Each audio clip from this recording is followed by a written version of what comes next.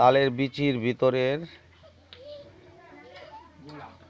খসা খসা ফোপা ফোপরা, যেটাকে বলা হয় নারকেলের ভিতরে যে ফোপরা, এরকম ওইটা দিয়া সুন্দর করে পায়েস বানানো হয়েছে, দেখছেন?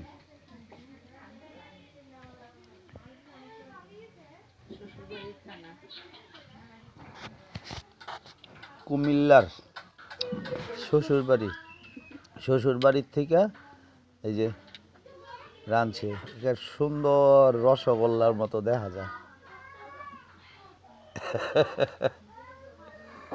এই যে তালের কিরে এই ফালাইলি নাকি? এটাও তো রয়ে গেল, দেখা যায়।